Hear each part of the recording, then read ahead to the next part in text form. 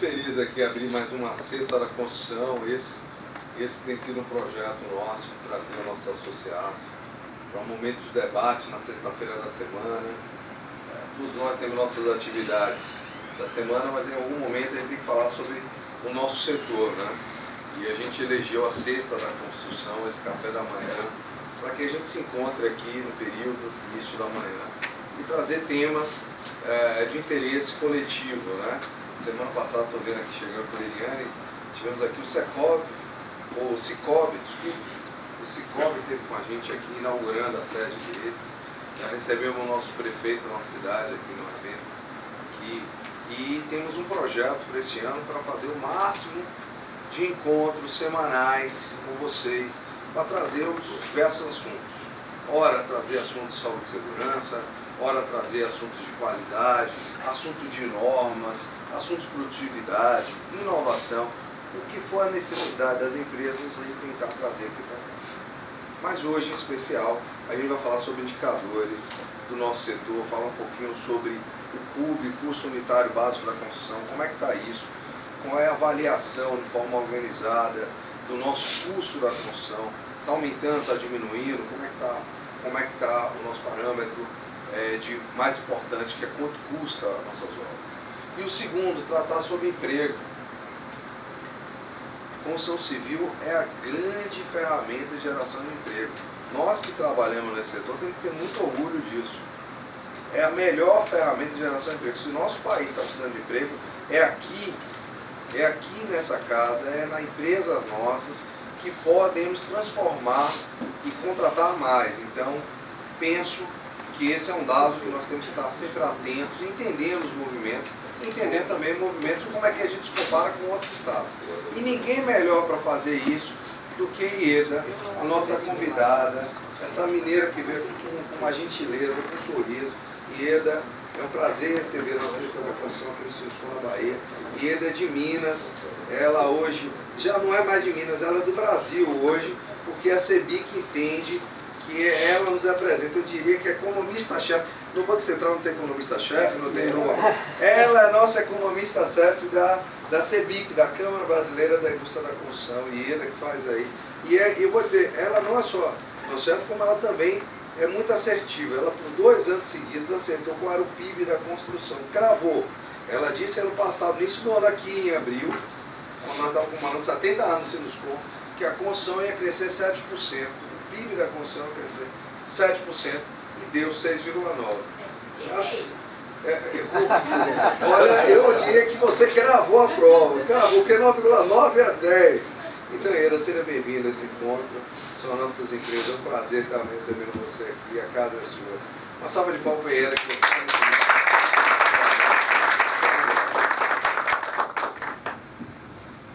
Bom dia, pessoal. Deixa eu ver se acho que com o microfone fica melhor, né? Por causa da gravação. Agradeço muito o convite do Alexandre. Desde dezembro nós estamos aí, né, tentando viabilizar uma data para estar aqui conversando com vocês.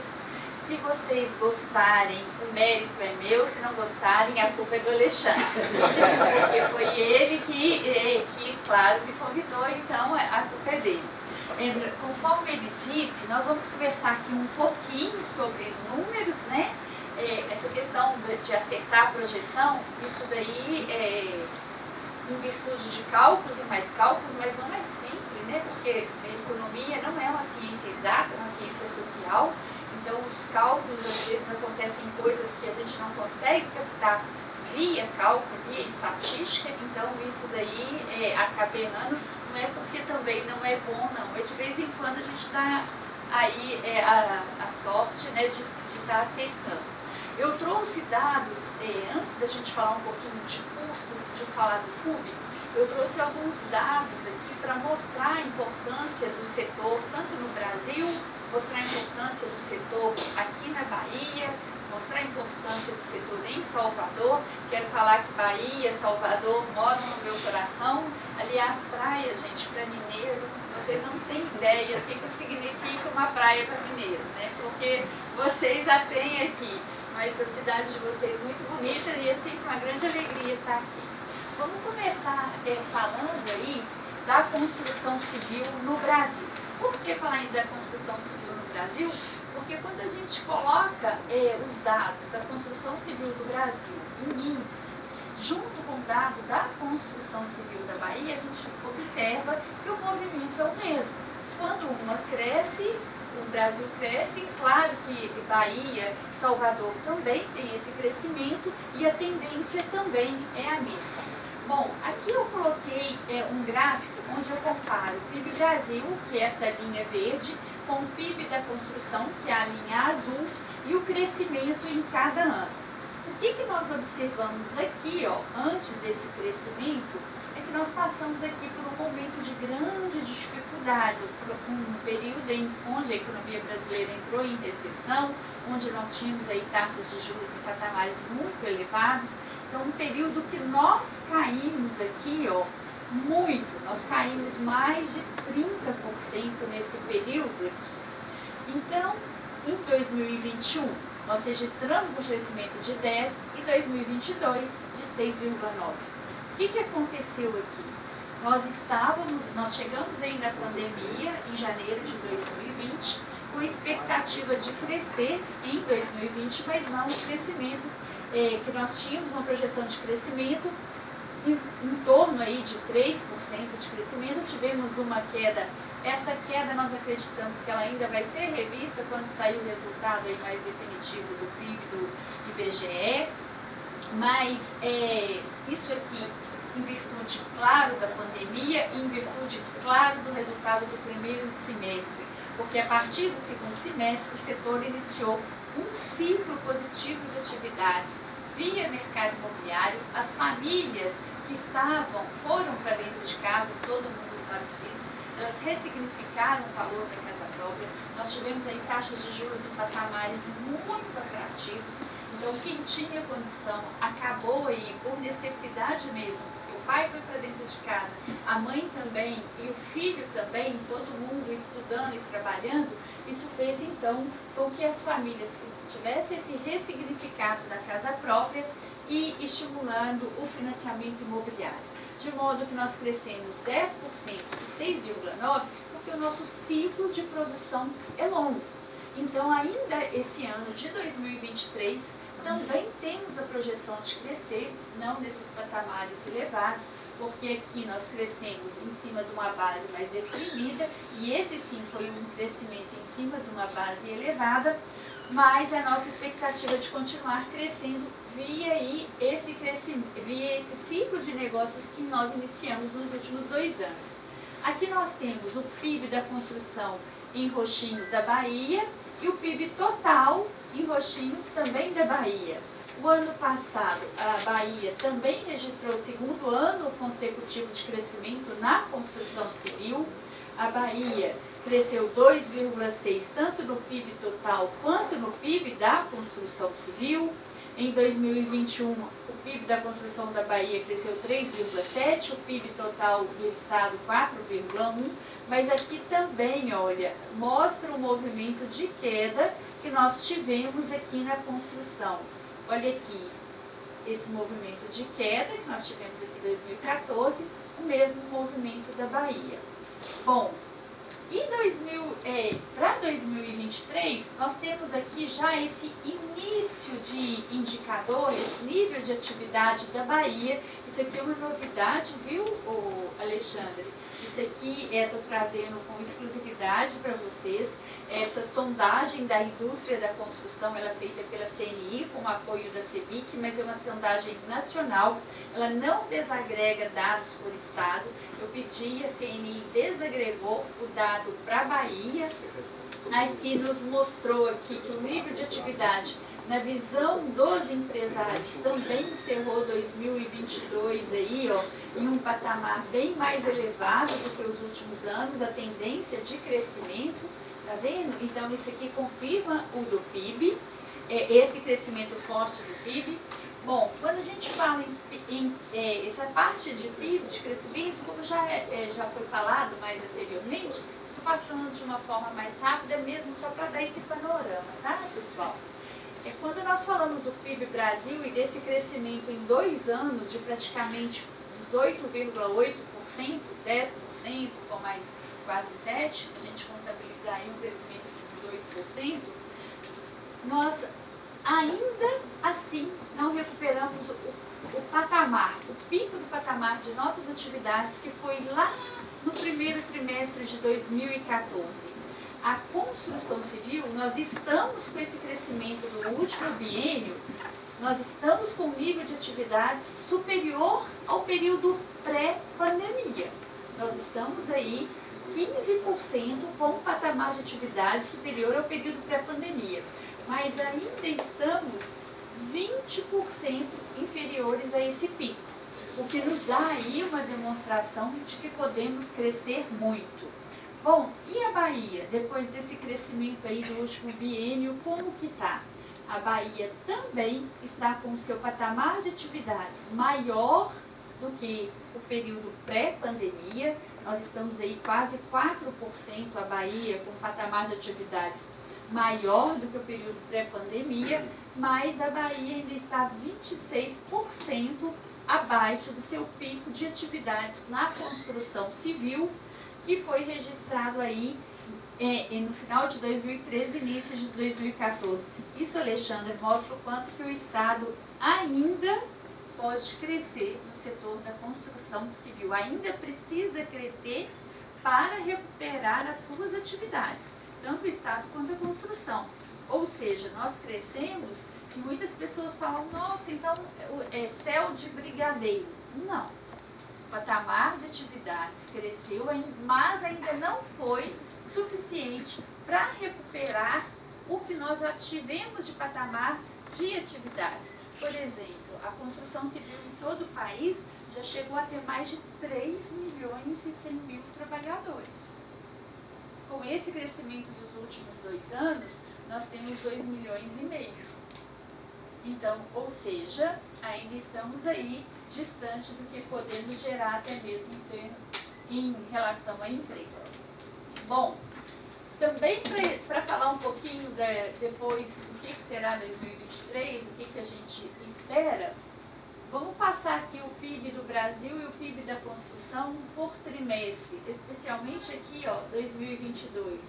No quarto trimestre do ano passado, 0,7 de queda da construção, 0,2 de queda do Brasil.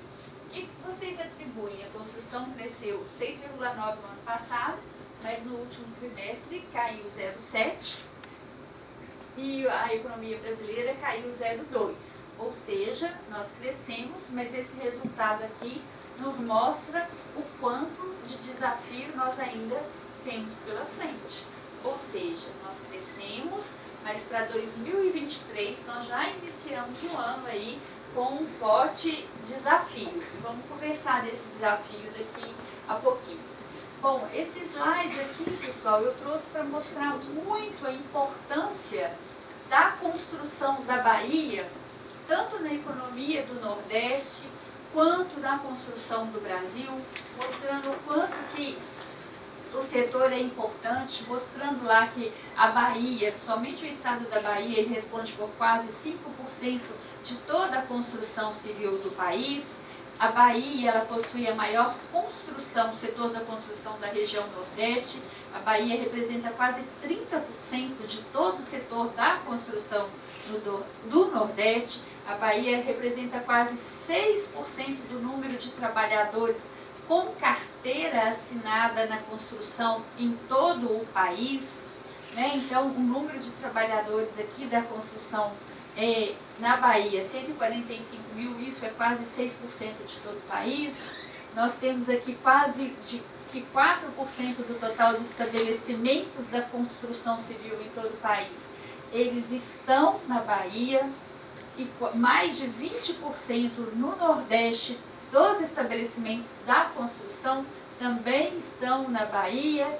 Então, olha só, quase 30% do total de trabalhadores com carteira assinada na construção na região Nordeste estão na Bahia. Então, vocês terem aí a ideia, Alexandre, quando a gente fala de valorizar o setor da construção civil, é mostrar essa importância e essa relevância, não só para o país, como para o Estado e para o município também. E a Bahia, pessoal, o ano passado destacou, tanto Bahia como Salvador, destacou no desempenho da construção civil. E como que nós podemos mostrar isso? O economista mostra as coisas muito através dos dados. E eu, particularmente, gosto muito de mostrar desempenho de segmento através do emprego com carteira assinada. Porque o emprego com carteira assinada significa que nós estamos movimentando as empresas, nós estamos movimentando o lado formal do setor. Bom, eu já comentei com o Alexandre, o ano passado a construção gerou mais de 194 mil novos postos de trabalho em todo o país. Em primeiro lugar, nessa geração de emprego, vem São Paulo, o segundo lugar vem Rio de Janeiro, terceiro lugar vem Bahia. Não é um terceiro lugar, lógico, né, gente? Terceiro lugar, perdendo para São Paulo e para Rio, é um primeiro lugar. Porque São Paulo e Rio são os dois maiores setores da construção de todo o país. Então, a Bahia, o ano passado, com quase 20 mil novos postos de trabalho, ganhou de um estado muito importante, que é Minas Gerais, que tradicionalmente fica aí nesse terceiro lugar e não ficou. Olha só, Bahia com quase 20 mil, depois tem Santa Catarina, Pernambuco, Goiás, mas o destaque aí foi a Bahia. Minas derrapou. Sim, surpreendeu. Minas Gerais, o ano passado... Escorregou num quiabo. Mas nós tínhamos um saldo satisfatório dos últimos anos. E nós vamos recuperar esse ano. Queimou gordura. Exatamente. Quando nós desagregamos aqui na Bahia, o que aconteceu o ano passado que a fez ter esse destaque, vamos comparar aqui com os anos anteriores.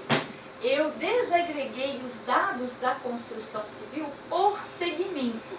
Então, aqui, quase 20 mil vagas em 2022, que a Bahia gerou. Em 2021 foram mais de 15 mil. Em 2020 ela tinha perdido vagas. Esse número aqui, pessoal, ele é a diferença do total de admitidos com o total de demitidos. É o saldo. Então, é por isso que a gente chama de novos empregos.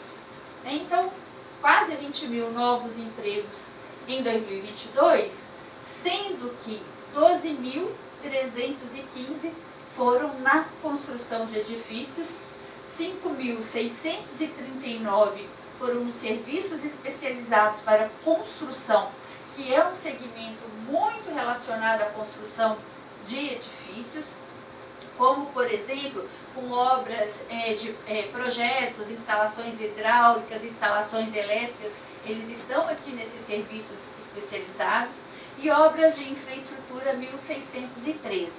Então, se nós olharmos a evolução aqui, olha, quando a gente fala de desempenho de mercado, especialmente desempenho de mercado imobiliário, e olhamos aqui a evolução por ano de geração de vagas, olha só, o mercado de construção de edifícios em 2021, 8.248 novas vagas, em 2022, 12.315. Ou seja, esse movimento da Bahia aqui, ele foi contrário do que aconteceu no país. No país, o ano de 2022 foi o segundo melhor ano da geração de novas vagas. Aqui, de um período aí de uns 10 anos. Na Bahia, foi o ano de 2022. No Brasil, 2021 ganhou de 2022. Na Bahia, 2022 ganhou de 2021. Bom, aqui é só mostrando o número de trabalhadores também por segmento aqui na Bahia, das 19.567 vagas, isso representa aí um total de quase 146 mil trabalhadores com carteira assinada, sendo que 51 mil em obras de infraestrutura, 38 em serviços especializados e construção de edifício aí, mais de 56 mil trabalhadores. Bom, na Bahia, vamos ver aqui os municípios com maior geração de novos empregos. Salvador, segundo lugar, Camaçari, tem alguém de Camaçari aqui? Não? Depois, Novo Horizonte, Feira de Santana tem. Quem é de Feira de Santana? É ele. Olha lá, olha, Feira de Santana ficou em 4º lugar aqui no estado na geração de vagas. Depois Itabuna, Lauro de Freitas. Esses aqui são os estados da Bahia as cidades do estado da Bahia que mais geraram vagas. Oi? Novo Horizonte? Isso, 3º lugar. Por que Novo Horizonte? Nós podemos abrir. Porque Novo Horizonte. Mas é possível abrir esse número de Novo Horizonte por segmento e verificar quem foi que influenciou mais. Será que foi ferrovia? Não tenho de cabeça, mas eu consigo abrir esse número e, por exemplo, dentro de, se foi obras de infraestrutura, nós conseguimos abrir qual tipo de obra. Se foi construção de edifício, qual tipo de construção. Então, esse número é possível de ser aberto. Tá? Qualquer número dos municípios é possível de ser aberto igual é o número das cidades, das capitais. Tá? E dentro do Novo Horizonte, não sei se tem alguém que porque é um município assim, até desconhecido aqui, deve ser muito pequeno. Deve ser, sim. Não, mas, Alexandre, prometo, isso é super tranquilo de ver, de fazer. Eu achei que era um município da... Região metropolitana? Não há. Não é? Pois então, e não fica perto? Não, aqui, pergunta aqui se alguém sabe que é nome. Não sei. É perto de Boninhal. Eu acho que tem alguma... Deve ser alguma coisa concentrada de alguma indústria sendo feita.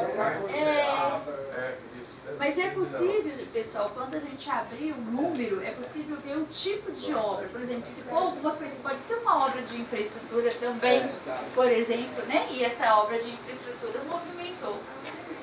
Se é uma cidade tão pequena, por certo, não foi aí um mercado imobiliário, né, que movimentou. Bom, aqui só a evolução do número de trabalhadores na Bahia, olha o quanto é importante essa geração de vagas. A Bahia... Oi? Pulei? É verdade, pulei um slide muito importante, pessoal. Olha só, isso aqui é por cidades do Brasil que mais geraram vagas, novas vagas na construção o ano passado. De novo, São Paulo, município de São Paulo, Rio de Janeiro, Salvador. Ficar em 3º lugar não é 3º lugar, porque perder para São Paulo e para o Rio, né? Então, Salvador realmente foi um grande destaque aí na construção no ano passado, conforme eu até estava conversando com o Alexandre, ele estava me contando aqui que vocês tiveram, além de obras, né, do mercado imobiliário, não só a cidade, mas o estado, muita construção de escolas, de hospitais, e isso conseguiu certamente movimentar o setor. Infraestrutura. Infraestrutura. O BRT, né? Também, por certo. Também, tudo que movimenta o segmento gera muita vaga. A cada 1 milhão, gente, esse número é muito importante, porque a gente consegue perceber a capacidade de produção do setor e a sua geração de emprego. A cada 1 milhão que é investido no setor, a gente tem aí a geração de mais 18 postos de trabalho. Esses 18 postos de trabalho, não só no setor da construção, mas postos diretos, indiretos e também induzidos na economia. Isso é importante porque você mostra aí essa capacidade, né? Olha só, o Estado saiu de 111 mil trabalhadores no final de 2020 para 145 mil trabalhadores no final de 2022. Ou seja, são números, Alexandre, que conforme você falou, movimentam aí muito o município, movimentam o Estado e demonstram aí a relevância dos segmentos para o país. Aqui a evolução do número de trabalhadores na Bahia, mês a mês. Dezembro, resultado negativo. Dezembro é um mês considerado sazonal para o setor da construção. o país como um todo, se a gente pegar os 27 estados, todos eles registram saldo negativo aí em dezembro.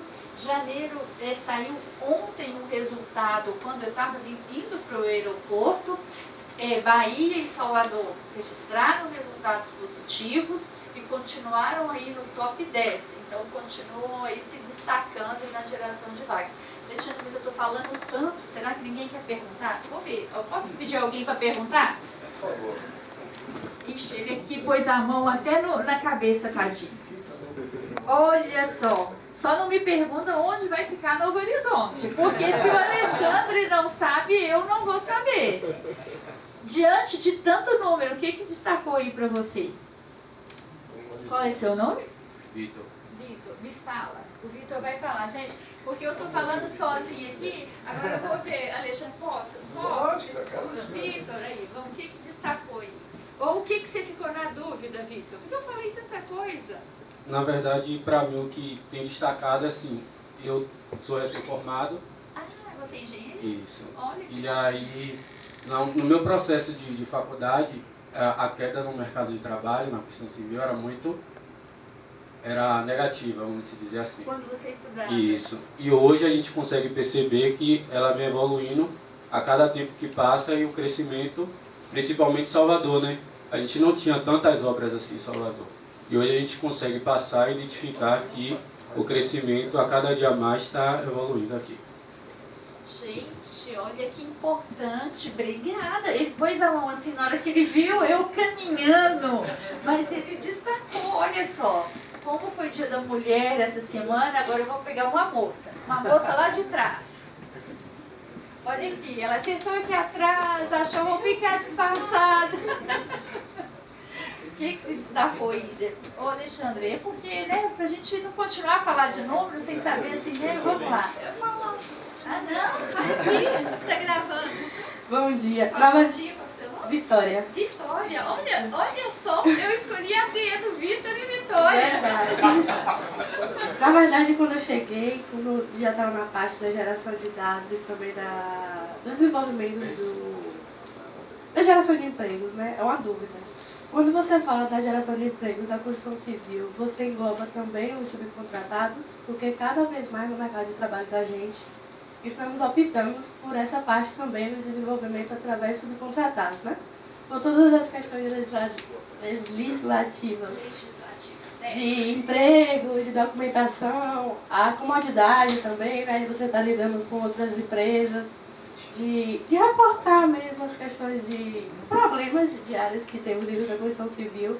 Está englobado também? Quando você fala da geração de emprego. Gente, eu acho que eu vou ficar só fazendo perguntas. Que bacana essas perguntas. Vitória, excelente pergunta. Gente, quando a gente fala de geração de emprego na construção, tudo que é formal, com KNAI construção, então, né, é um subempreiteiro, mas a empresa dele tem KNAI da construção civil, está ali dentro. Então, não é emprego só da construtora, são empregos, né, que são gerados no setor, mesmo que a empresa ele ele seja um subcontratado, mas ele tem o KNAI da construção civil, aí está ali dentro, porque é formal. Né? Cada vez mais está optando, tem mais empresas Por isso. para subcontratados. Agora vamos ver que o presidente vai fazer, né? O presidente não vai escapar também não, né, gente? Eu fui lá, peguei o pessoal, e aí, presidente? O que destacou aí? Eu gostei muito porque a gente teve a oportunidade de ver essa apresentação ano passado, um reflexo, quer dizer, olhando para 2021, Isso. 2020. E a Bahia mantém o status, como você falou, o primeiro do Nordeste, a cidade, a primeira cidade do Nordeste, perdendo ou se aproximando de São Paulo e Rio, que são dois grandes fotos. Quer dizer, é uma repetição, a gente mantém a nossa posição de destaque na geração de emprego. Ó, todo mundo, gente, eu não sei por que eu fui falar o tal do Novo Horizonte. Eu vou parar aqui, vou entrar aqui no CAGED e vou ver o que tem em Novo Horizonte. Ele aqui. Luiz, desculpa. Luiz, o que é, Luiz? Eu acho que é o garimpo. Eu garimpo? É atividade minerária. Nova. Piatã, não sei o que, por ali, né? É isso aí.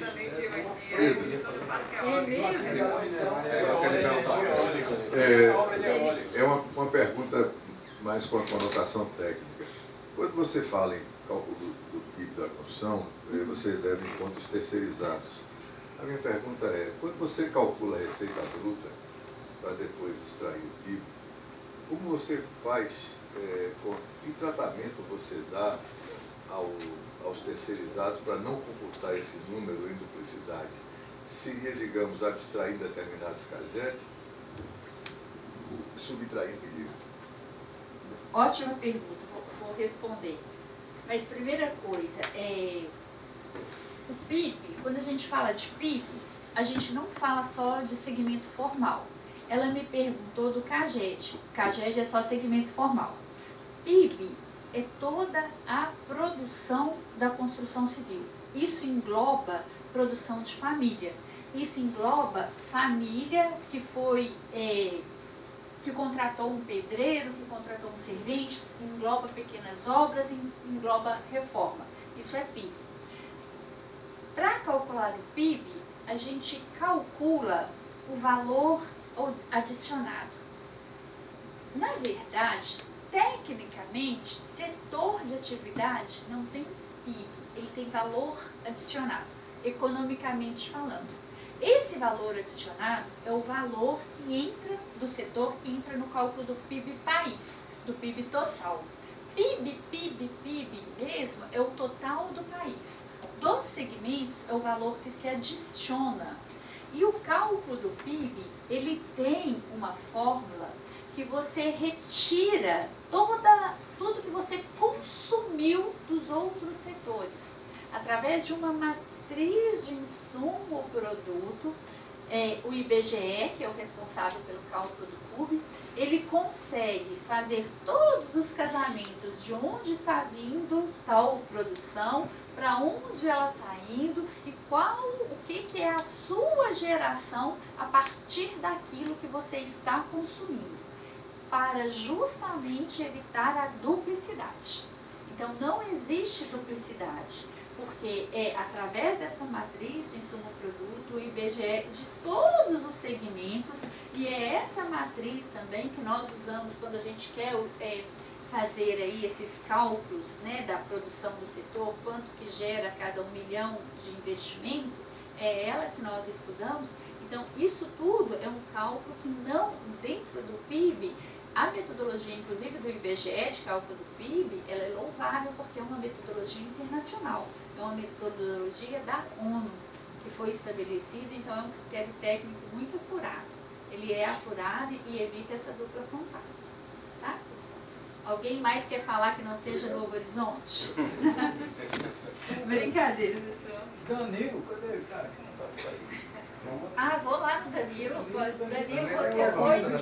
Ah, Danilo. Então, bom dia, parabéns aí pela brilhante exposição. Não terminei não, mas eu resolvi dar uma parada. Mas eu já tô parada técnica para vocês não dormirem mediante tantos números, respirar para a gente, né, dar um fôlego, né? Mas não é bom, Alexandre, parar assim, né?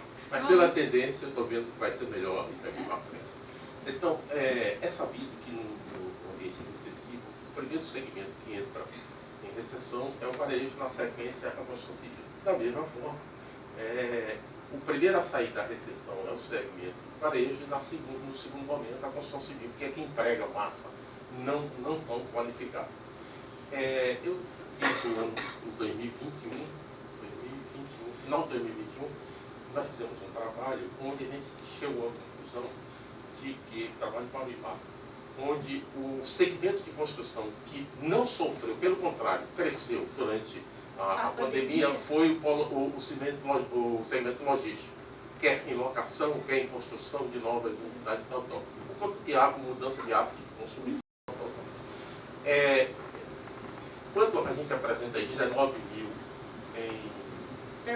trabalhadores, eu imagino o seguinte, de que como estava tão deprimido a economia da Bahia, de uma forma geral, está muito deprimida. A indústria imobiliária sofreu. O que surgiu muito aqui na Bahia, notadamente, foi o loteamento. Muitos loteamentos exatamente ainda por conta de mudança de área. E casas afastadas do centro, a 150 quilômetros aproximadamente. Meu levantamento é o seguinte: esses referenciais, mais do que a gente olhou o retrovisor, eu acredito que daqui para frente você vai falar do futuro. Sim. Como é que a gente viu? O mais importante agora é saber como é que a gente vai caminhar isso. Já vou dar um spoiler aqui para ele, que a gente vai falar sempre, né? A gente mostra o passado para entender o que está acontecendo, para ver o que tem no futuro. Quando nós chegamos lá em março de 2020, dia 16 de março, quando praticamente o país parou, eu acho que ninguém, nem mesmo a construção civil, imaginava que teria o crescimento que teve em 2021 e 2022. Não imaginávamos que esse movimento das pessoas irem para dentro de casa iria gerar um reflexo positivo no mercado de trabalho. Foi um movimento de expansão mais forte, claro que foi. Mas nós vimos de uma base mais deprimida, bem mais deprimida, por isso que os números foram bem mais expressivos. E agora, esses números eles já estão no patamar elevado. Hoje, falando para 2023, esse movimento ainda é de tendência de crescimento baseado no que nós vimos. Nós viemos aí de 2021 e 2022, porque o nosso processo produtivo é longo, então nós estamos aí quase que no fim desse ciclo de negócios positivos, e para que esse ciclo se renove, nós temos aí sérios desafios. E um deles, ou o principal deles, chama-se taxa de juros elevada. Então, esse daqui já é falando lá da frente o que nós temos. A nossa projeção de crescimento para esse ano da construção, nós vamos revisá-la agora para abril, mas até hoje a nossa projeção é de crescimento de 2,5%, ou seja, depois de crescer 10, depois de crescer 6,9%, nós vamos crescer 2,5%, né? Mesmo porque a expectativa de crescimento do país como um todo esse ano é 0,8%, então nós vamos continuar nosso processo de crescimento. Para 2024, nós precisamos renovar esse ciclo. E aí, onde que vem o nosso problema? Taxa de juros elevada. Aí já vou dar todo o histórico. De onde vem o problema da taxa de juros elevadas para o setor da construção? 2 aspectos. O primeiro aspecto, em função do arrefecimento da atividade econômica. Isso aí, arrefecimento da atividade econômica influencia, claro, todos os segmentos, a construção não vai ser diferente. Segundo aspecto, na verdade, 3. Várias pessoas tiram aí os investimentos, deixa de fazer investimento produtivo e vai fazer investimento financeiro. Terceiro aspecto essencial: financiamento imobiliário via recursos da caderneta de poupança. Nos últimos anos, a maior parte do financiamento imobiliário da construção civil foi via recursos do SBPE. Com taxa de juros desse patamar, o que acontece? A caderneta de poupança perde recursos. Em 2021, a poupança perdeu 30 bilhões. Em 2022, a poupança perdeu 80 bilhões. Captação líquida, retiradas, entradas menos saídas, 80 bilhões.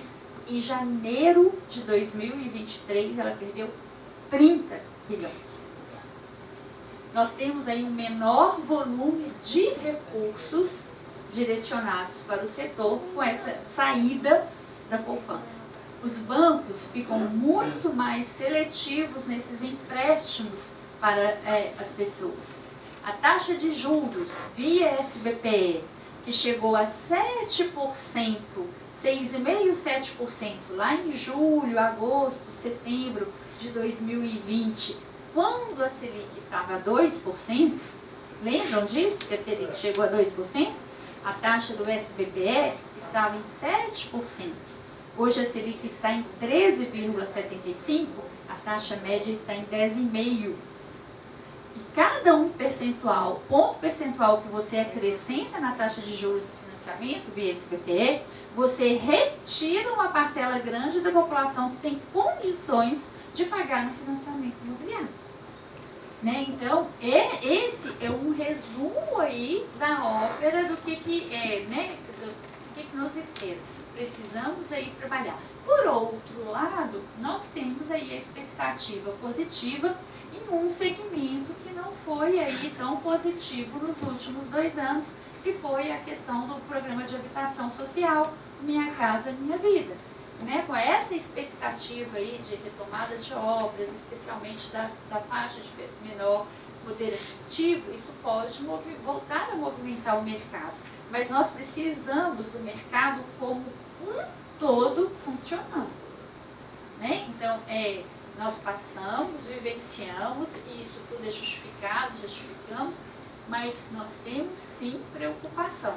Vamos continuar crescendo em virtude do que foi aí o nosso ciclo de produção, nosso processo produtivo que é longo, mas daqui para frente, né, 2023 ainda temos aí esse crescimento, mas precisamos renovar esse ciclo.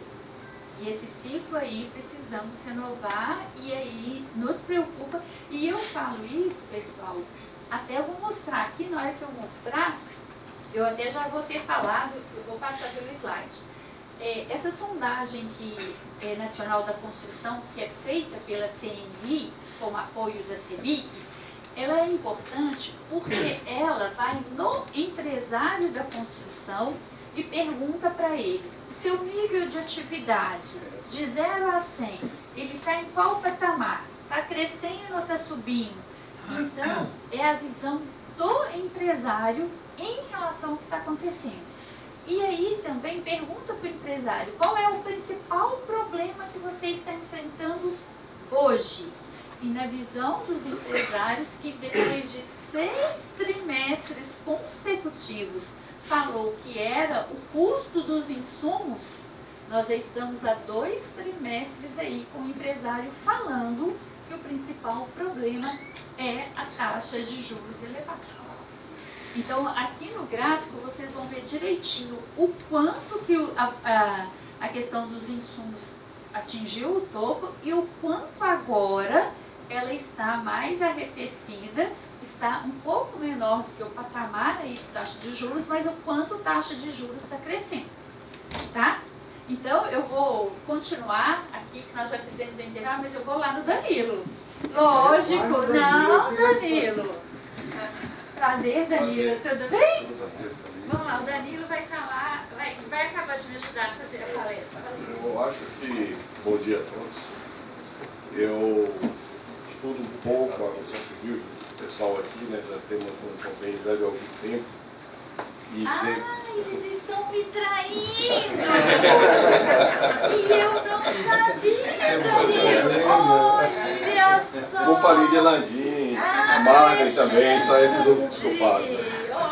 E o que a gente observa nesses segmentos, né, como economista da Federação das Indústrias, é o caráter cíclico dele, né? Então tivemos vários momentos aí de elevação, com a atividade crescendo muito, e depois a queda, como você mostrou ali, né, de 2013 foi o auge, 2014 aqui na Bahia, depois chegou em 2016, 2017 praticamente no fundo do poço, né? E aí teve a pandemia e agora voltou a crescer. Mas o que me preocupa dessa questão cíclica é a análise do PIB, que saiu agora em março.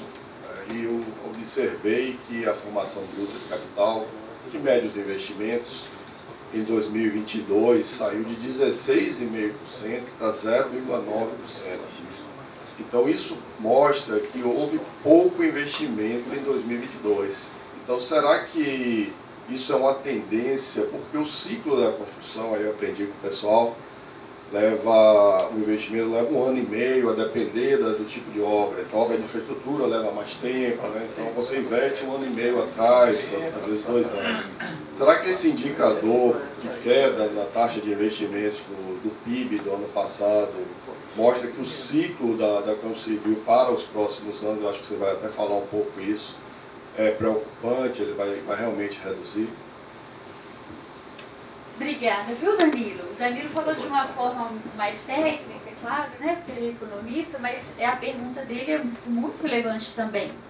Através do investimento, que é a formação bruta de capital fixo para nós economistas, Danilo, assim, a minha expectativa é a seguinte: você sabe que os dados do IBGE, eles são divulgados em questão de PIB trimestral como estimativas. Né? Essas estimativas não são os resultados definitivos.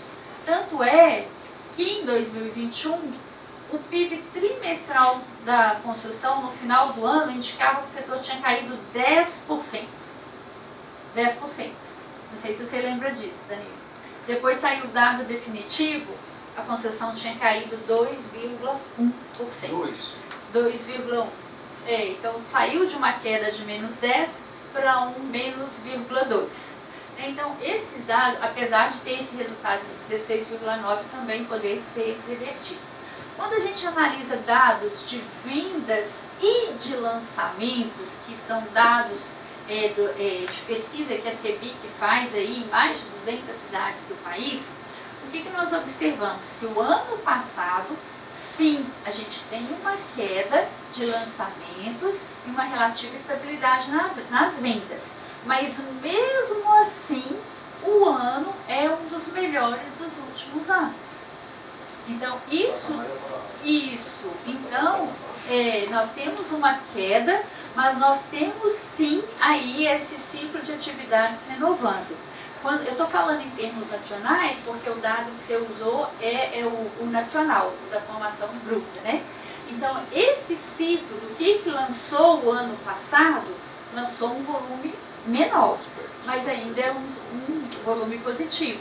Nós vamos continuar, vamos produzi-lo esse ano, por isso que a nossa expectativa aí é de crescimento para esse ano, né? Por causa do que começamos a construir, do que lançamos o ano passado, mas por ser ciclo, nós temos que renovar o ciclo e aí temos vários desafios pela frente, que foi o que eu comentei.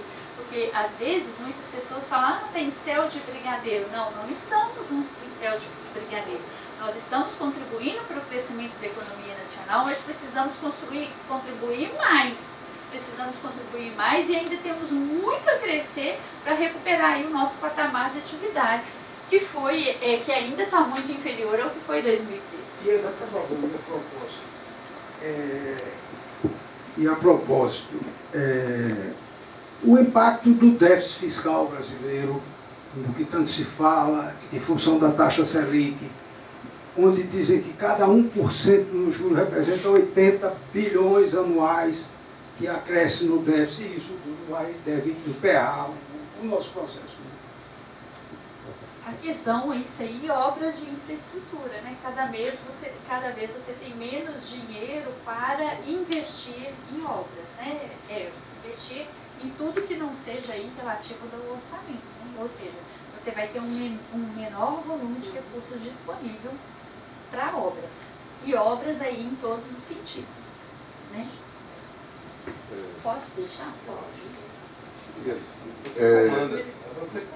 Você trabalha com números muito objetivos. CAGED e Receita Bruta. Não, PIB não é Receita Bruta. Não, desculpe. Valor PIB. Valor A gente fala PIB porque é PIB, CAGED, sondagem. Sim. A pergunta vamos dizer, a gente sabe que existe um fator, vamos dizer, direto, que diz respeito ao ambiente de negócios, e que a gente tem, eu tenho ouvido uma preocupação muito grande de parte do empresariado da construção com 3 situações. Primeiro, a questão da reforma tributária, eu acho que é favorável, mas que no primeiro momento, ainda em fase de formatação, ninguém sabe como vem. O segundo ponto é a questão dessa retroatividade do transitado e julgado no que diz respeito à apuração de impostos. E o terceiro, se eu falei terceiro, falei errado, e o terceiro seria uma possibilidade de alteração de algumas regras trabalhistas que se fala com relação a impossibilidade de demissão dos efetivos para adequar a nova situação de faturamento. Então a pergunta seria até que ponto situações como essa vocês ponderam que tem influenciado negativamente o avanço do crescimento do PIB da construção? Nenhuma dessas situações são concretas. Então a gente não tem como ponderar. Nesse momento, por exemplo, eu estou refazendo a projeção do PIB da construção. Nenhuma dessas situações nesse momento é concreta. Eu não tenho condição de fazer uma medição de impacto nela. Mas qualquer situação, não só essas, mas qualquer uma que influencie ou positivamente ou negativamente, elas são contabilizadas nas análises dos nossos números de projeção. Porque é claro que influenciam, né? Então qualquer aspecto a gente considera. Mas nesse momento, como assim, a gente está com proposta da reforma tributária, ainda não temos como que ela vai acontecer. Então ainda são dúvidas, né? São incertezas que entram no cenário. Tá? E entram assim nesse momento, mas como análise. Tá bom? Bom, pessoal, então acho que agora eu posso continuar. Eu posso continuar porque acho que eu fiz um intervalo grande, já está na hora até de acabar, né, Latina? Desculpa, né, pessoal? Já passou da hora? Não, perdão, pessoal. Olha lá, vamos falar agora, então, de custos da construção. Vamos falar de custos da construção e é importante falar o que nós vivenciamos para também falar qual é a expectativa. Eu fiz aqui um paralelo do CUB da Bahia. Nós vamos falar um pouquinho mais do CUB, que foi até o que motivou o Alexandre a me convidar para estar aqui. Olha a linha amarela, eu fiz um número índice específico só para medir. Dezembro de 2019 foi 100 e aqui vim contabilizando as variações. O CUB total da Bahia, que envolve material de construção, mão de obra, despesas administrativas e equipamentos, ele aumentou 31,74%, 31,75%. É essa linha azul aqui. Mas olha o que puxou a alta do CUB. 61% de aumento de material de construção. De janeiro de 2020 até janeiro de 2023, o custo com material de construção, de acordo com o CUB, que é calculado pelo Simpluscom, aumentou 61%. A mão de obra aumentou quase 21%, ficou aí no mesmo patamar da inflação, que aumentou 22%. O IBGE não, a Fundação Getúlio Vargas também calcula o custo da construção em Salvador, que é o ICC Salvador. Olha lá, pelo ICC Salvador, o custo com materiais de construção aumentou quase 52%, o total, o ICC total de Salvador, 35%, bem próximo do que foi o CUB, e a mão de obra 22%, bem próxima do que foi o CUB, e aí também próxima do que é também a inflação. INCC total, CUB total e ICC Salvador. Olha a tendência aqui dos três. Olha só, o CUB é a linha amarelinha, 31,75%, o ICC Salvador, 34,75% e o INCC, 36%. O INCC total. Olha só a tendência do custo da construção. Isso aqui foi acumulado, tá, pessoal? Não é uma linha de tendência 12 meses, é o que veio aí para trás, o que mostrou a queda, o que mostrou a elevação. De acordo com o CUB de Salvador, aqui, olha, quais são os insumos que nós tivemos as maiores altas aí de julho de 20 a janeiro de 23. Olha só, nós temos a emulsão asfáltica, aqui muito reflexo de isso, vidro, cerâmica e aço, cobre, concreto. Olha o aumento. Vocês lembram que a inflação foi cerca de 22%? Olha o patamar dos aumentos aqui. Superior a 100, o aço, 83%. E o aço tem um peso, claro, muito forte. Bom, em relação ao CUB, que foi o que o Alexandre me pediu para comentar um pouco mais. Gente, eu gosto de mostrar o CUB e falar da importância dele.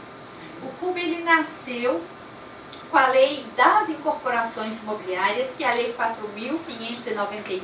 Ele nasceu lá em 54. Essa lei, né, é de 54. Então, através... 64, gente. O artigo que cria o CUB é o 54. A lei é de 64, a lei da 4.591 de 64, o artigo 54, esse artigo, ele determina que os sindicatos da indústria da construção devem calcular o CUB. Então, o CUB é calculado pelo Sinduscon, não é porque o Sinduscon quer, e nem porque o Sinduscon estabeleceu uma metodologia própria para isso. O Sinduscon tem uma obrigação por lei que deve ser cumprida para calcular o CUB. E sem a colaboração das empresas, não se calcula CUB. Por quê? A Lei 4.591, ela deu poder para que a ABNT, que é a Associação Brasileira de Normas Técnicas, elaborasse a norma técnica para reger o cálculo do CUB. E na norma técnica fica claro que os custos que precisam ser apurados são os custos efetivos, ou seja, são os custos que as empresas adquiriram. Até se permite uma consulta mínima em indústria e comércio, mas é uma consulta mínima. A grande maioria das informações tem que ser das construtoras. Então, por isso que essa participação é importante. E outra, o setor da construção, ele é o único setor da economia que tem aí esse cálculo desse custo.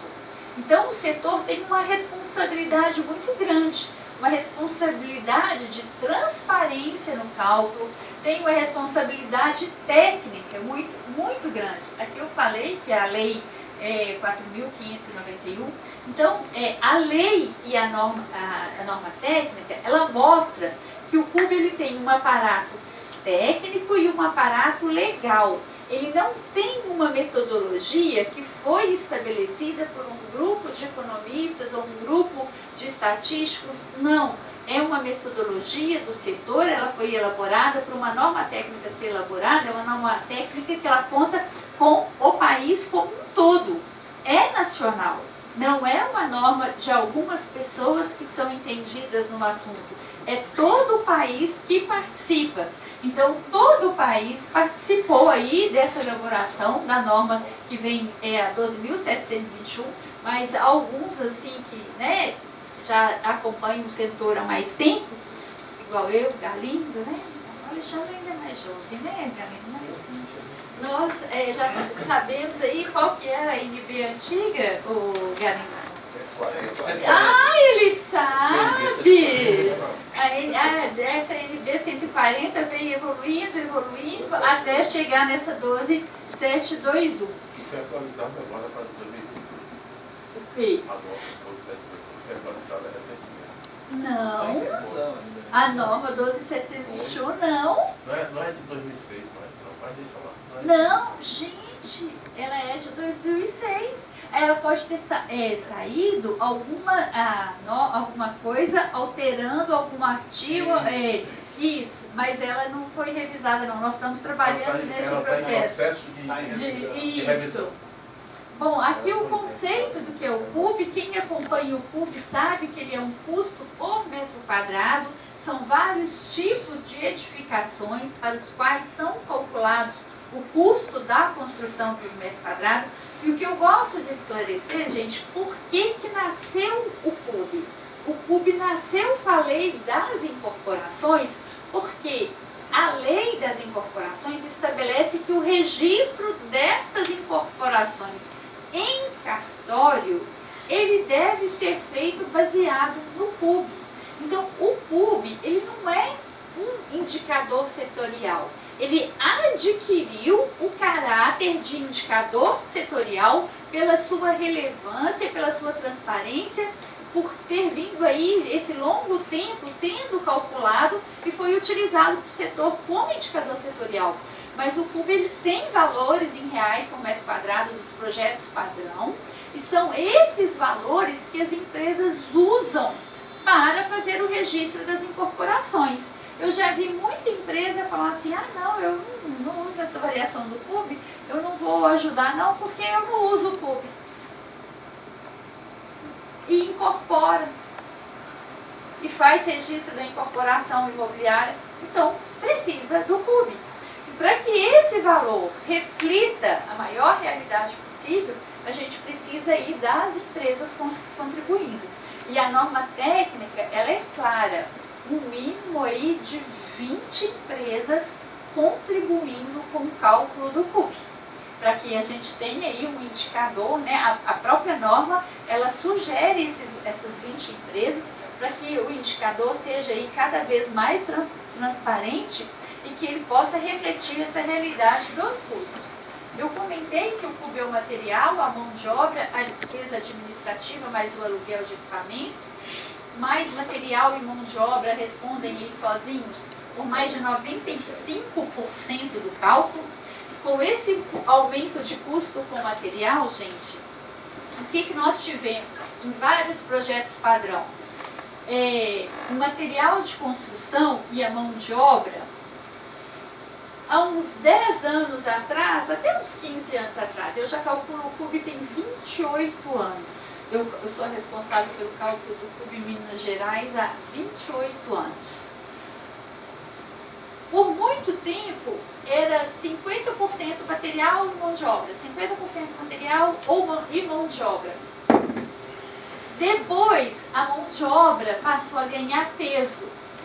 Foi aumentando, o material foi diminuindo. O que aconteceu com o aumento de material? O material passou a ser aí o peso mais representativo em vários projetos padrão. Em vários projetos padrão, por quê? Quando a gente calcula para padrão alto, no padrão alto você tem aí um peso de material maior do que no padrão baixo. Então no padrão baixo ainda continua cerca de 50%, mas em vários projetos padrão alto e também é normal, aí o material de construção, com esse aumento de 60%, já adquiriu aí maior participação. Bom, aqui são todos os projetos padrão. Muita gente aqui, tem muita empresa que usa o CUB como variação de contrato. É comum? Não é comum. Não? Eu acho que você poderia falar um pouquinho sobre esse assunto. Sim. Da experiência de vocês em Minas. Em Minas, quase 5%. Por vários motivos se usa o CUB, por vários. Primeiro, que vocês viram ali que a tendência dos indicadores do ICC, do INCC e do CUB foi a mesma, né? Segundo, é um indicador que ele é local, né? Então, a tendência é a mesma, mas essa é uma tendência anual. Vamos falar aqui o que eu vejo, eu como atendo, eu coordeno o cálculo do CUB em todo o país, eu atendo muitas pessoas do país que chegam maio e junho e me ligam ou falam assim, eu não estou entendendo, eu atendo construtoras também, porque eu corrigi o contrato do meu comprador pelo INCC e ele está reclamando, e por que esse INCC deu tão alto? Isso em maio e junho. Maio e junho sempre acontece isso. Por quê? O INCC ele é o custo da construção em 7 capitais do país. Em 7 capitais do país. Quem puxa? Quem mais? Quem mais? Brasília? Não. Já tem os pesos pré-determinados. E aí, você tem em maio, junho, aumento da mão de obra São Paulo, Rio. O que acontece com o INCC? Aí chega lá em novembro, vamos supor, a Bahia reajusta. O que acontece com o INCC? Aí liga de novo. Mas a mão de obra aumentou aqui na Bahia e não tem, o INCC foi... É o INCC. Você viu? É engraçado você falar isso. Pode falar. Só para fazer uma correlação, eu estava vendo o acompanhamento, o nosso reajuste é sempre janeiro, mas a nossa convenção esse ano foi fechada agora em fevereiro.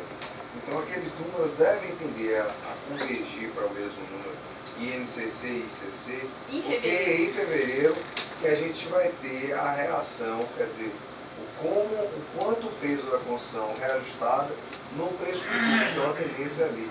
Agora, o que mostrou claramente é que o material de construção civil, o material subiu mais do que os outros indicadores. Exatamente. E o que é importante da utilização do CUB, porque ele é local, ele é calculado, aí vocês têm aí a composição, tem a participação das empresas, então vocês estão vendo o que está acontecendo. E outra coisa, muita gente fala, mas eu tenho que corrigir meu contrato, o INCC ainda não saiu. Sai dia 10 mais ou menos de cada mês. O CUB geralmente ele sai logo nos primeiros dias do mês subsequente, assim como o INCC. Então, eu acho que a grande vantagem de utilizar o CUB é essa, é um indicador que ele tem uma lei, ele tem uma norma técnica, ele é calculado pelo setor, então ele é divulgado aí, né, na frente dos outros indicadores, e ele reflete a realidade do que está acontecendo, porque vocês viram aqui que a tendência é a mesma. A tendência é a mesma, mas vocês, ao utilizar um indicador que não seja o CUB, você não vai ter o reflexo no seu contrato de uma forma imediata, quando, por exemplo, sair um reajuste de mão de obra. Quando você sair, você não vai ter um reflexo. É o que o INSS usa na aferição da mão de obra também. O INSS, a Receita, ela mudou um pouco esse cálculo. Antigamente, ele usava todos os meses para aferição indireta o cálculo do CUB.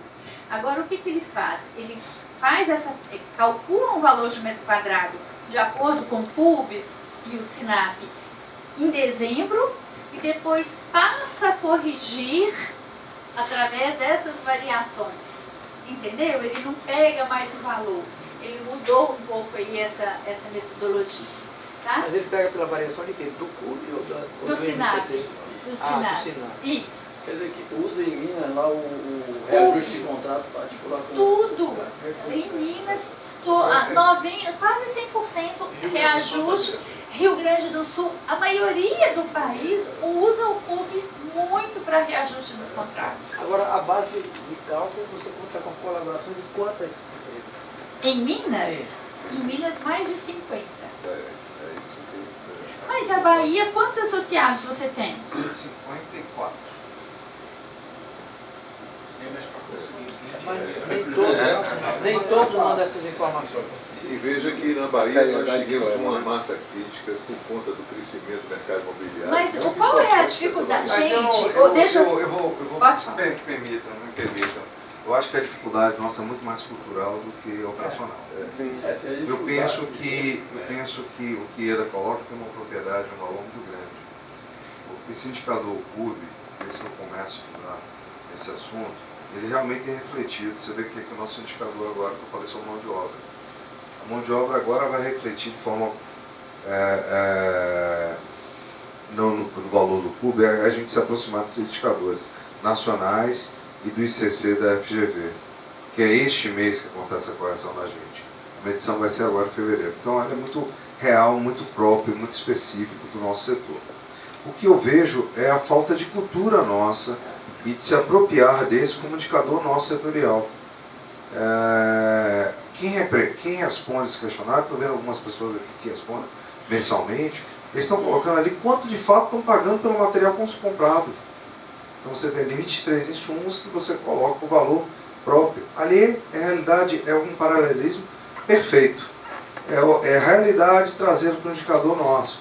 Então acho que tem muito da cultura e é muito importante, Eda, você falar isso. Eu fiquei surpreso, eu pensei que era a maioria, mas é 100% de Minas, Rio Grande do Sul e outros estados. Então eu penso que a gente tem que evoluir nesse tema, eu digo sempre, e evoluir com todos aqui, para que esse indicador seja uma experiência federal, da gente colocar como correção nossos contratos de com venda de clientes, esse teria imediatamente a correlação, os nossos contratos de construção, enfim, todos esses que precisam ser aferidos com regularidade para ter um equilíbrio econômico.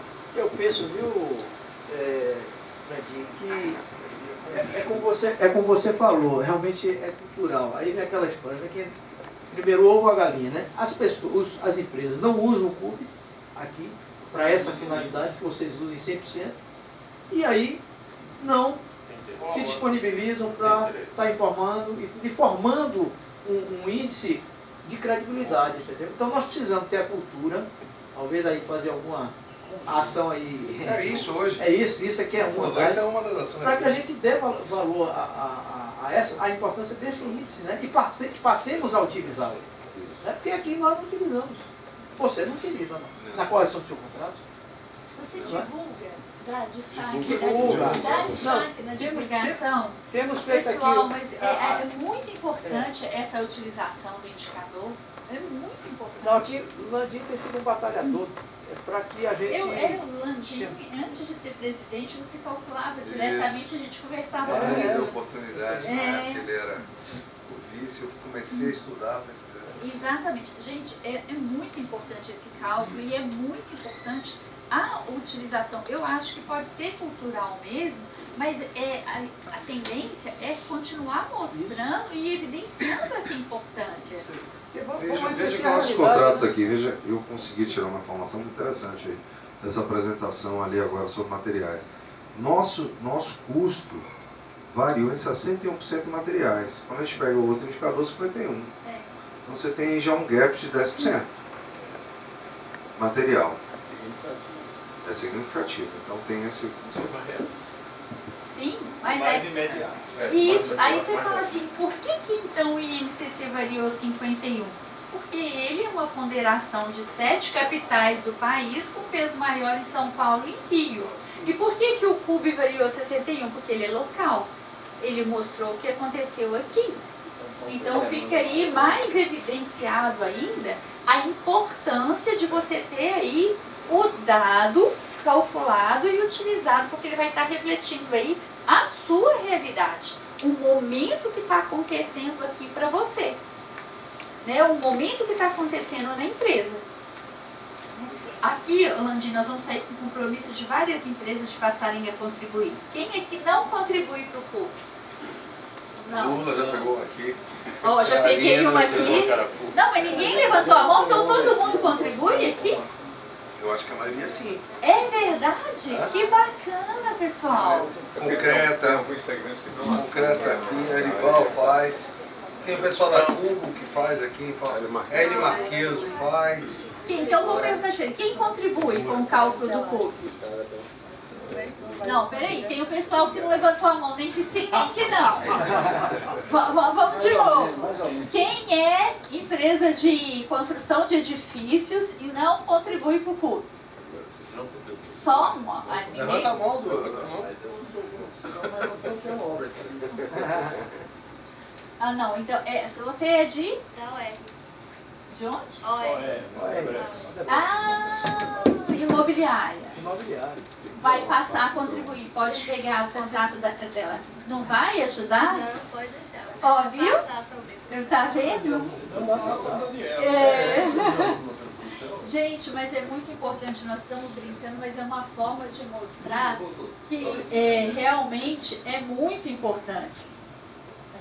Agora, eu vi uma notícia essa semana de que a Fundação Getúlio Vargas vai alterar o INCC dos capitais. O pessoal do Getúlio Vargas está aqui, né? Fundação Dom Cabral. A Dom Cabral, tá. Sim, vai ser alterada a estrutura de custos. Eles incorporaram mais alguns itens dentro do INCC. Eles divulgaram só uma nota técnica. Eu tenho uma reunião com eles na próxima semana.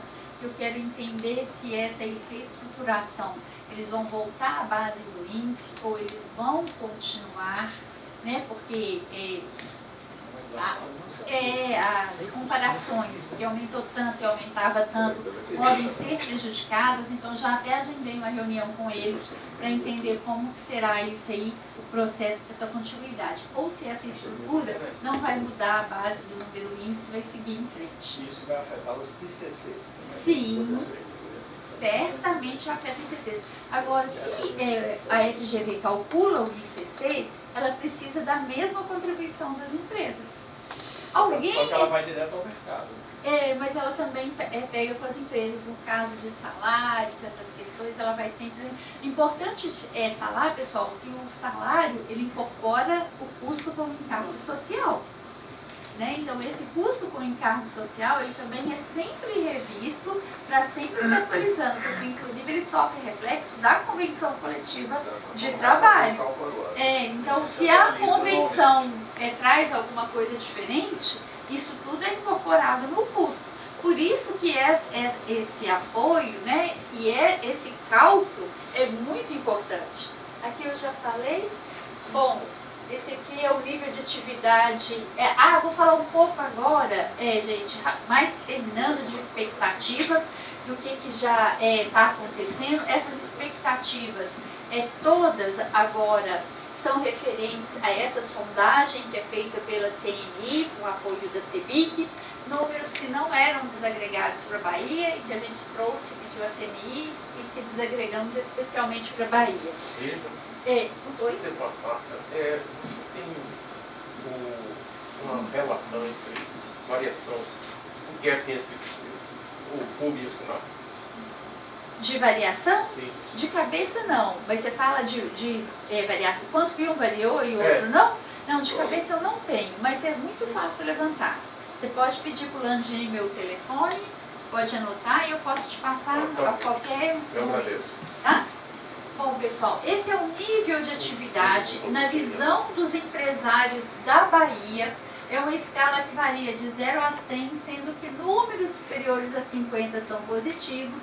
Aqui nós vimos, aqui nós atingimos vários patamares positivos na visão dos empresários durante o ano e final do ano a gente tem aí uma queda.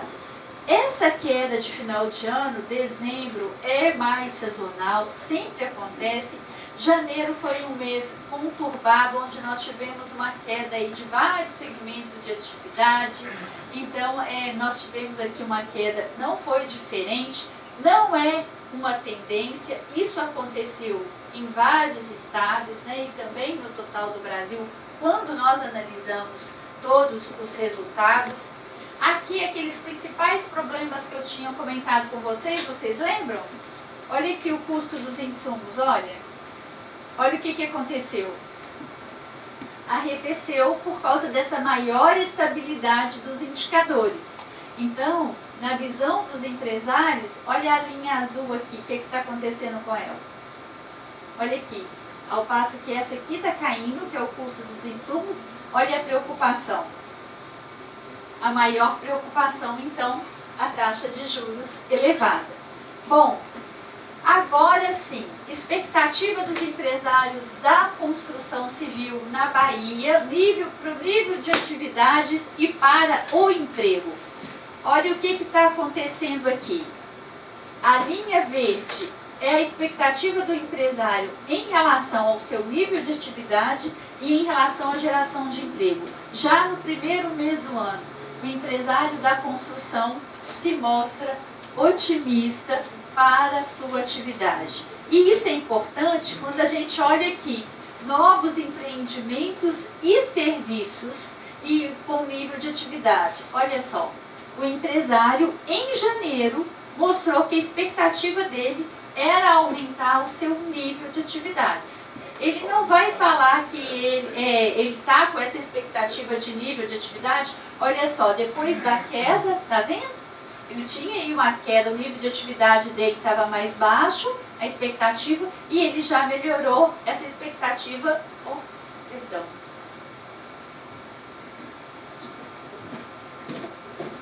Ele melhorou essa expectativa aí no início do ano. Isso. tanto no nível de novos empreendimentos. E isso reflete também, pessoal, acho que já acabou. Olha só, os novos empreendimentos, o tanto que ele acompanha aí o nível de atividade. Ou seja, se ele está com a visão de novos empreendimentos e serviços, ele tem aí a certeza que o seu nível de atividade vai aumentar. E aqui, ó, nós vimos como as linhas andam sempre juntas e a queda foi acompanhada aqui por esse aumento que atingiu o mesmo patamar aí do segundo semestre.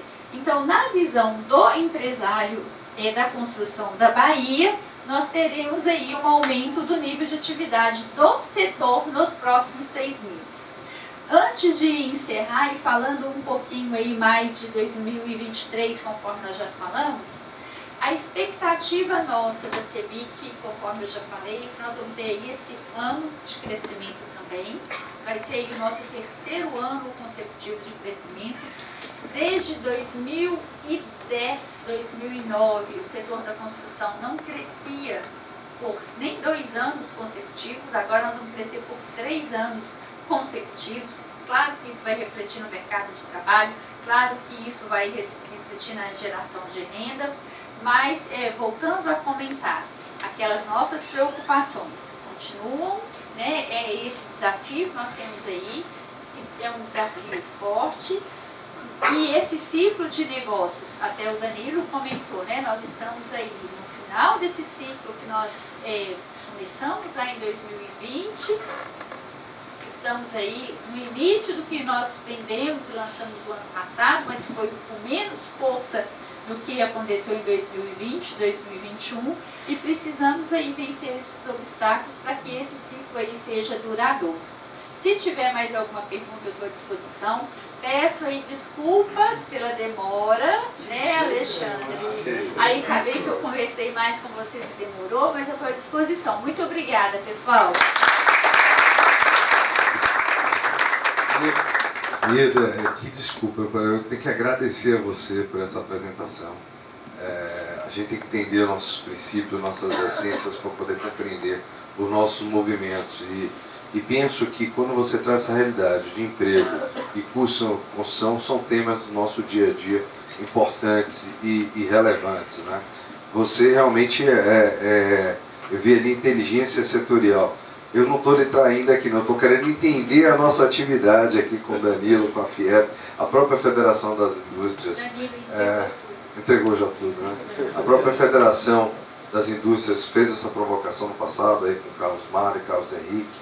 A gente entendendo qual a quantidade de nossa atividade no setor. E esses números trazem muito disso, né, Danilo? Eu acho que traduzem muito isso daqui. E esse dado do CUB, a gente começa com o dado, falar sobre CUB.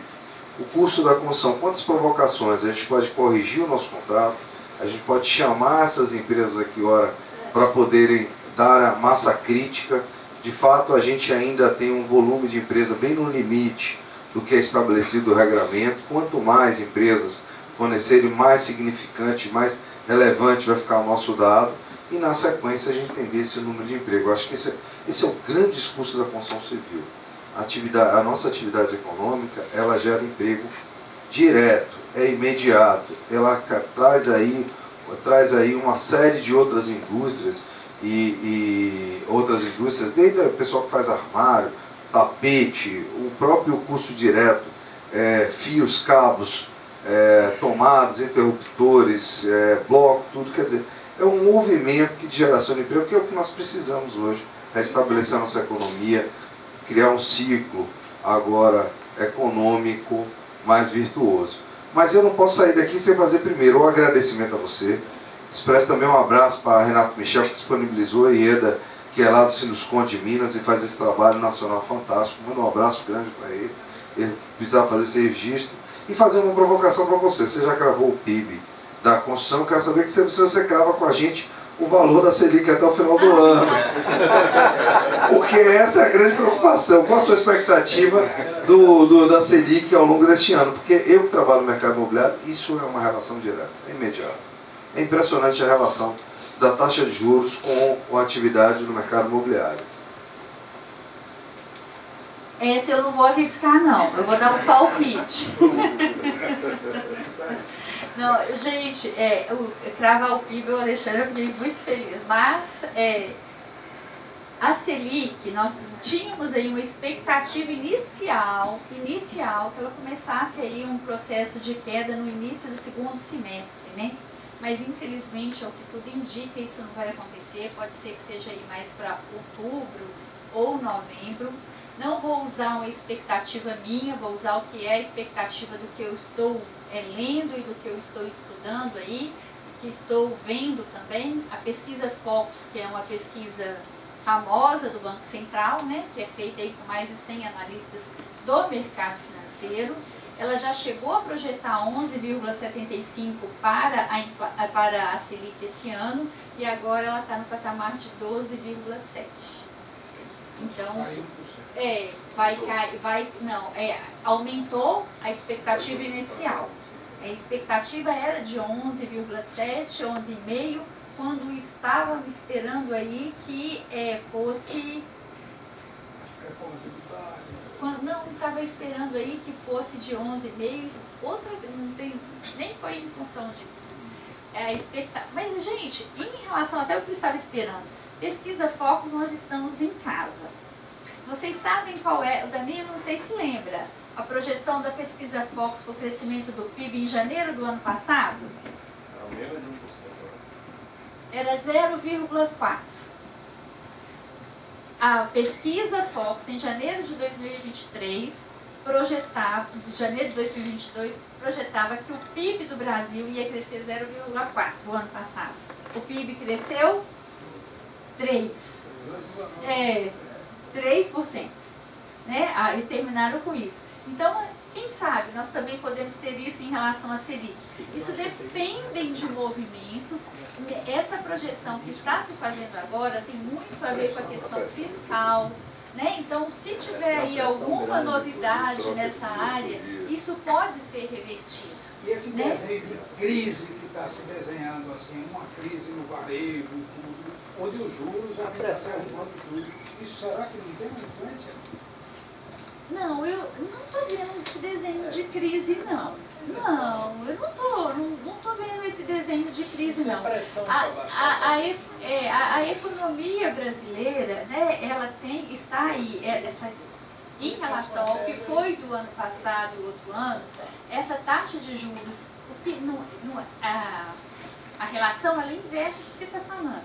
A expectativa que está se projetando é de um arrefecimento do nível de atividades em função da taxa de juros elevada. A taxa de juros elevada, ela provoca esse arrefecimento da economia. Isso, é ela que está se projetando. A continuar nesse patamar de juros por muito tempo, por muito mais tempo, sim, nós vamos ter problema, porque com a taxa de juros o quanto mais alta, menos geração de emprego, menos geração de renda, e aí você acaba, então, afundando a economia. Eu falo aqui como reflexo, como remorso. Isso. Talvez o Roberto Campos tenha que reduzir ele. Eu acho que ele vai ter, se Deus quiser, motivos para reduzir, mas motivos técnicos. Gente, mais uma vez, Ieda, muito obrigado por estar aqui com a gente. A Ieda tem também um canal, né, no YouTube que todo mundo acompanha, no YouTube, não, no Instagram, né? Qual é o canal que todo mundo acompanha? Fala lá. Muitas pessoas me acompanham mais no LinkedIn, né? Ieda Vasconcelos no LinkedIn, Ieda Maria P. Vasconcelos no Instagram também. Acho que são só. Eu não sou muito tecnológica, não. Eu faço geralmente, pessoal, live no Instagram da CEBIC, de 15 em 15 dias, mais ou menos, falando aí sobre os indicadores da semana. Quem quiser acompanhar também, será uma satisfação. Gente, eu vou desejar um bom dia para vocês. O Geral está querendo dar um aviso, convidar vocês. Na semana que vem a gente não tem a Sexta da Construção, né? Mas já no próximo, daqui a 15 dias, teremos outro encontro, já com vocês, com outro tema de valor. Levem para a empresa de vocês, trazer essa informação. E vamos aproveitar, tomar mais um pouquinho, um cafezinho, e encerrar aqui a conversa de sexta-feira, com um aviso aqui de Geral. Obrigado. Pessoal, bom, pela bela palestra que nós assistimos aqui da doutora Ieda, a gente já dá para assimilar o nível de qualificação que os eventos promovidos pela CEBIC têm tido. E a exemplo deste evento que nós tivemos aqui hoje, eu queria convocar vocês para um tema importante, que é a nova lei de licitações. A nova lei de licitações, que foi aprovada e sancionada em 2021, ela conviveu irmãmente com a 8666, no caso a 1433, conviveu irmãmente com a 8666 até 1º de março desse ano. A partir de 1º de março desse ano, a nova lei de licitações passa a ser obrigatória. E talvez grande parte das empresas que atuam no setor de obras públicas, no segmento de obras públicas, não se deu conta ainda da importância de avaliar essas mudanças que foram introduzidas na nova lei de licitações. Ela passa a conviver com a lei das companhias, das SAs, que é a 13.303, e tem mudanças importantes a serem consideradas. Pensando nisso, a CEBIC contratou com o escritório Vernalha Guimarães, que é o Fernando Vernalha e a Angélica Petian, um curso que vai começar a ser ministrado a partir da segunda-feira. São 15 horas de carga de curso, e as aulas serão ministradas nos dias 13, 14, 20, 21, 27 e 28 de março, sempre segundas e terças-feiras, das 19 às 21h30, portanto um horário bastante conveniente. Para as empresas que são associadas ao Ciduscom, o custo desse curso é de R$ 1.197. E essa inscrição, se não me engano, até é paga de forma dividida, não sei, através do site da própria CEBIC. E para os não associados, R$ 1.497.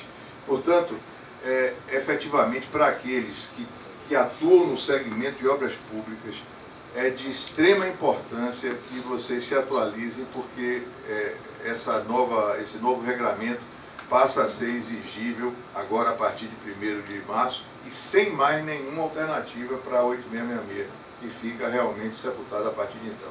Então eu não queria não deixaria a oportunidade desse aviso e lembrar vocês que caso vocês decidam participar desse curso e levem essa informação para as empresas, essa confirmação tem que ser feita na data de hoje, até a data de hoje, como limite, tá certo? Obrigado, hein?